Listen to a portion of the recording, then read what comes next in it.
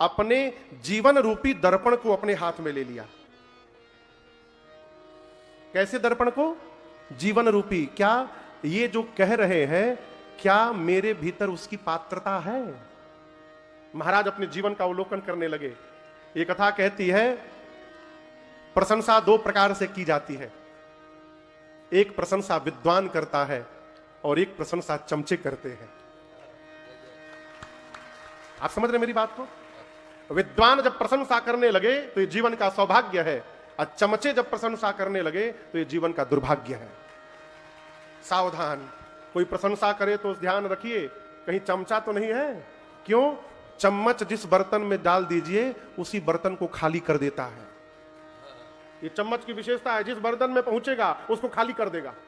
उसी प्रकार ये चम्मच जिसके पास सट जाएगा उसको समाप्त कर देगा। महाराज जीवन को, दर्पण रूपी जीवन को लेकर देखने लगे, ये जो प्रशंसा हो रही है, क्या मेरे भीतर इसकी पात्रता है? ये है राय सुभाय मुकुर कर लीना।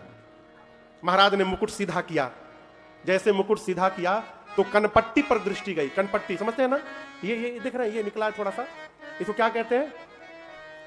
कलम भी कहते हैं कई जगह कलम। आजकल कलम समाप्त हो गया है। आइए नहीं आइए, यहां के नीचे साफ। यहां पर दृष्टि गई महाराज की। क्या देखा? कान के पास के बाल सफेद हो गए हैं। श्रवण समीप भये शीत केशा, मनहु जरठपन अस उपदेश। महाराज ने जैसे देखा कि मेरे कान के पास के केश श्वेत हो गए हैं, महाराज समझ गए समय आ गया है या राम को युवराज पद पर बिठा दिया जाए। तुरंत गए गुरुदेव भगवान के पास, जाकर चरणों में दंडवत करके महाराज प्रार्थना करने लगे। गुरुदेव भगवान, मैंने आज तक जीवन में जो कुछ भी प्राप्त किया है आपके चरणों की सेवा के परिणाम से प्राप्त किया है। जे गुरु चरण रेणु सिर धरहि, ते जनु सकल विभाव बसा करहि। आपकी चरणों की सेवा का प्रताप है गुरुदेव। मेरे राम सब प्रकार से लायक हो गए हैं। मैं चाहता हूं गुरुजी आप एक ऐसा मुहूर्त बता दीजिए जिस मुहूर्त पर मैं राम का अभिषेक कर सकूं। किसने पूछा?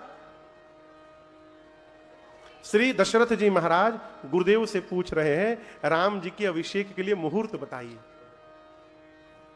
गुरुदेव भगवान जानते हैं कि जो मुहूर्त पूछा जा रहा है यह मुहूर्त अभी नहीं है, 14 वर्ष बाद है। परंतु महाराज से कहे कैसे? तो उन्होंने कहा राजन, आप राम के अभिषेक के लिए मुहूर्त मत पूछिए, तुरंत करिए। कब करिए? बेगी विलंब न करिय नृप, साजिय सबुए समाज। सुदिना सुमंगल तब ही जब, राम हो ही जुबराज। महाराज मुहूर्त मत पूछिए, तुरंत करिए। देखिए एक ही काम के लिए गुरु जी ने 2 शब्द कहा, बेगी। बेगी माने? बेगी माने शीघ्र। विलंब ना, विलंब मत करिए, तुरंत करिए। गुरु जी बोले राम के लिए मुहूर्त ना पूछिए महाराज, जिस समय आप राम का अभिषेक कर देंगे वही समय श्रेष्ठ मुहूर्त में परिवर्तित हो जाएगा, इसलिए तुरंत करिए, तुरंत करिए। महाराज सोचे गुरु जी तो ठीक ही कही रहे हैं, लेकिन मैं कल प्रातः काल करूंगा। कब करूंगा? कल करूंगा। रात्रि में गुरुदेव भगवान राम जी के पास गए हैं और दर्शन करिए। जो बड़े लोग होते हैं ना वो संकेत में ही सब कुछ कह देते हैं। हम आपको एक बात कहें, किसी की प्रशंसा की जाए, ये बड़े अच्छे आदमी हैं, साधु हैं, उदारवान है, धर्मात्मा है, भगवान है, परमार्थी है, 5 घंटा प्रशंसा किया जाए और उसके बाद केवल एक शब्द बोल दीजिए लेकिन। क्या हुआ? आप जो 5 घंटा बोले हैं सब समाप्त हो गया। ये जो शब्द है ना लेकिन, किंतु, परंतु, इतना खतरनाक शब्द है जिसके आगे लग जाता है उसको समाप्त कर देता है। गुरु जी ने कहा कि राम, कल आपके पिताजी आपको युवराज बनाने वाले हैं प्रातः काल, इसलिए मैं कहने आया हूं आज रात्रि में आप भूमि पर शयन करिएगा, पय आहार करिएगा, दूध पीकर केवल रहिएगा, ऐसा करिएगा वैसा करिएगा, सारा नियम बताया। और उसके बाद गुरु जी बोले यदि ब्रह्मा जी आज की रात को ठीक से निकाल दिए तब कल आपके पिताजी आपको युवराज बनाएंगे। ये बोलने की क्या आवश्यकता थी? यदि ब्रह्मा जी ठीक से निकाल दिए, ये बोलने की क्या आवश्यकता थी? चौपाई का दर्शन करिए। राम करहु सब संजम आजू, जौ विधि कुशल निबाहे काजू। यदि ब्रह्मा जी आज की रात्रि को कुशलता पूर्वक निकाल देंगे, तब कल प्रातः काल आप युवराज बनेंगे। गुरु जी इशारा कर दिए, राम आज की रात कुशलता पूर्वक निकलने वाली नहीं है, आप अपनी तैयारी करिए। अब इशारा कर दिया। गुरुदेव भगवान बोल कर गए और राम जी चिंतन करने लगे, ये कैसा नियम है मेरे घर का। हम चारों भाई जन्म लिए एक साथ, बड़े हुए एक साथ, पढ़े एक साथ, सारे व्यवहार एक साथ भय, और जब सत्ता की बात आई तो छोटे भाइयों को छोड़कर बड़े भाई को राजा बनाया जा रहा है। विमल वंश यह अनुचित एको, बंधु विहाय बड़े ही अभिषेक, अनुचित व्यवहार है। और हम आपको एक बात बतावें, राम जी के वन जाने में न कैकेयी जी का दोष है, न मंथरा का दोष है, न दशरथ जी महाराज का कोई दोष है। ये हम और आप मान कर बैठ गए हैं कि मां कैकेयी ने राम को वन भेज दिया, परंतु ये सत्य नहीं है। राम जी स्वयं वन गए हैं। आपको बताऊं, राम जी ने देवताओं को प्रेरित किया उस रात्रि बुला करके। देवता आए सब राम जी के सामने, भगवान बोले बैठे रहो, हाथ पे हाथ रख के बैठे रहिए। आज की रात निकल गई, प्रातः काल युवराज बन गया, फिर हो गया तुम्हारा काम। देवता बोले प्रभु आज्ञा करिए। राम जी बोले जाकर कुछ करो कि मैं रात्रि के बाद सवेरे अयोध्या छोड़कर बाहर निकलूं यहां से। तब देवता गए, सरस्वती जी को बोले, सरस्वती जी आई, मंथरा की मति पलटी और मंथरा ने जाकर मां कैकेयी को मंत्र दिया। लेकिन इसके बाद भी मैं कहूं आपसे, मंथरा के कहने के बाद भी मां कैकेयी उसकी बात न मानती। मंथरा तो निमित्त बन गई केवल। वस्तुतः कैकेयी जी से राम जी ने ही वरदान ले रखा है। बचपन में मां, पिताजी जब मुझे राजा बनाने का निर्णय ले, उस समय आप मुझे किसी प्रकार वन की ओर भेज दीजिएगा। और आपको मैं बताऊं, आपको वास्तव में जो प्रेम करेगा वही आपके लिए कलंक लेने को तैयार होगा। सब आपके लिए कलंक नहीं ले सकते, जो प्रेम करता है वही कलंक लेता है। मां कैकेयी ने राम जी के लिए कलंक ले लिया। चक्रवर्ती जी से 2 वरदान मांगा, राम के स्थान पर भरत का राज तिलक, और राम जी के लिए 14 वर्ष का वनवास मांगा। एक श्रोता ने प्रश्न किया, महाराज राम जी के लिए वनवास मांग लेती, भरत जी के लिए राज सत्ता क्यों मांगी? देखिए, कैकेयी मैया जिस भरत को अपने कोख से जन्म दी है, उस भरत का परीक्षण कर रही है कि मैं अपने पुत्र को देखूं, उसके जीवन में राजपद और राम पद एक साथ आ जाए तो मेरा भरत राजपद को पकड़ता है कि रघुनाथ के पद को पकड़ता है। ये देखने के लिए मैया ने भरत जी के लिए राज सत्ता मांगी, दूसरा कोई कारण नहीं है। राम जी बन जाने को तैयार हुए, साथ में मां जानकी तैयार हुई, लक्ष्मण भैया तैयार हुए। और आपको बताऊं, सजीवन साज समाज सब बनिता बंधु समेत, बंद विप्र गुर चरण प्रभु चले करी सबही अति।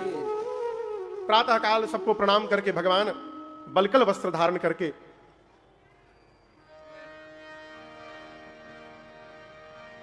विशेष उदासीन व्रत का संकल्प लेकर भगवान मैया और भैया के साथ गुरुदेव भगवान के आश्रम में गए। जाकर उनको दंडवत किया है, प्रणाम किया है।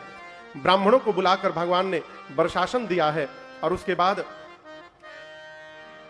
सबको प्रणाम करके राम जी, लक्ष्मण जी और सीता जी वन की ओर चल पड़े। दशरथ जी महाराज ने सुमंत जी को कहा, रथ लेकर के जाइए, रथ पर बिठाकर 5 दिन 4 दिन वन घुमाइएगा और उसके बाद वापस लेकर के आइएगा। पिताजी की आज्ञा सुनकर भगवान रथ पर बैठे। पहले दिन तमसा नाम की नदी के किनारे विश्राम हुआ। पूरी अयोध्या की प्रजा राम जी के पीछे पीछे चल रही है। भगवान सोचे रात्रि में प्रजा साथ में रहेगी तो वचन का निर्वाह नहीं कर पाऊंगा। अस्तु मध्य रात्रि में सबको गहरी निद्रा में सुलाकर माया का आवरण चढ़ाकर भगवान ने सुमंत जी से कहा, तात रथ के पहिए के चिन्ह को मिटाकर इसी समय चलिए आप। और सबको सोता छोड़ भगवान आगे बढ़े। और दूसरे दिन ठीक तीसरे पहर भगवान श्रृंगवेरपुर पहुंचे हैं। बाबा कहते हैं, सीता सचिव सहित 2 भाई, सीता सचिव सहित 2 भाई, श्रृंगवेरपुर पहुंचे जाई, श्रृंगवेरपुर पहुंचे जाई। उतरे रामा देव सरि देखी, उतरे रामा देव सरि देखी, कीन्ह दंडवत हर सर बिसेकी,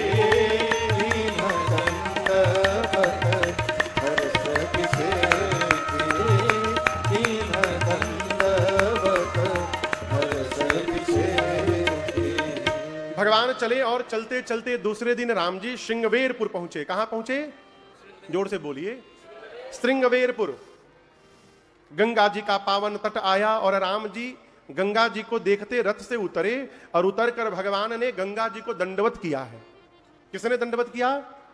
अब यहां दर्शन करिए, राम जी ने लक्ष्मण जी को नहीं बोला, सीता जी को नहीं बोला कि आप लोग भी उतर कर दंडवत करिए, राम जी ने दंडवत किया।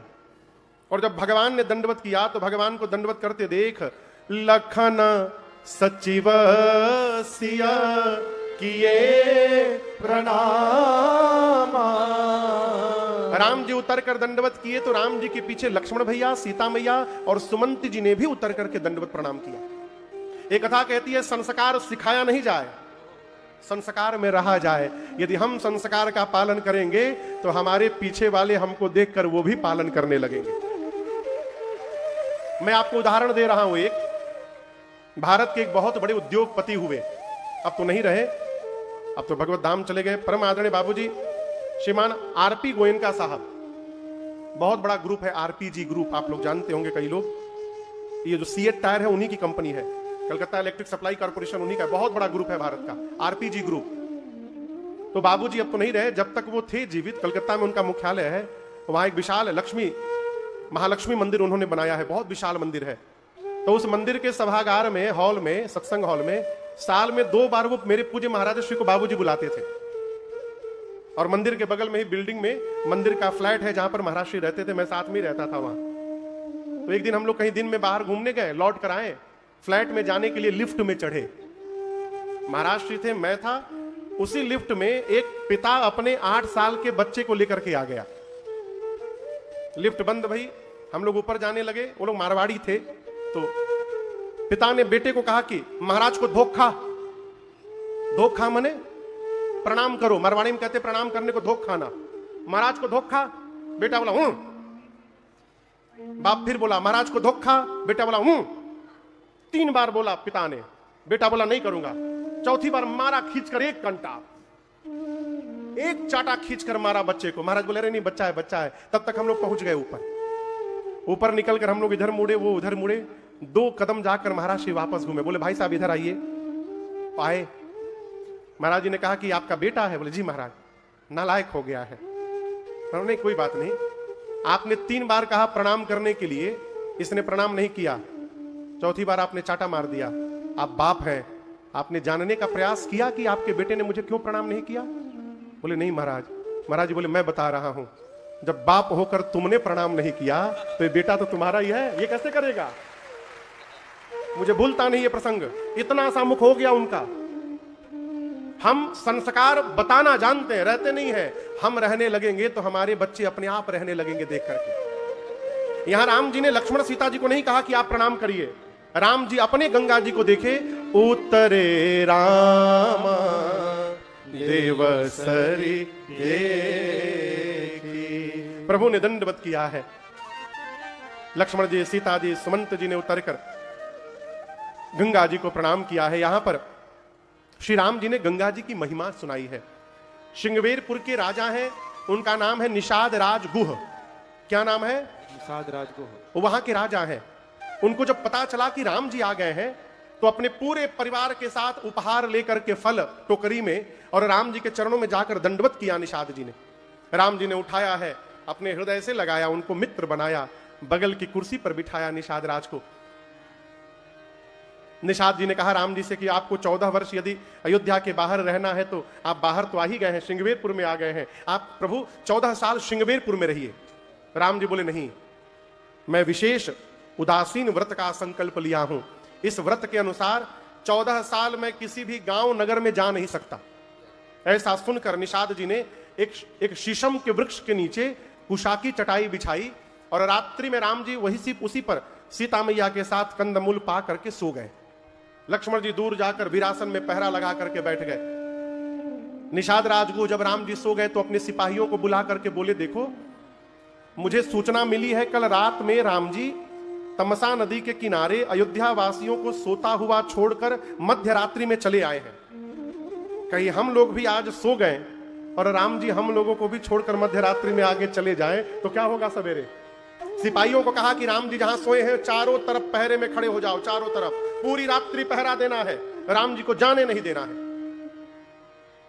सबको पहरे में लगाकर जैसे निषाद जी राम जी जहां सोए थे वहां आए और कुशा की चटाई पर भगवान को सोते हुए जब देखा ना, निषाद राजगुह रोने लगे।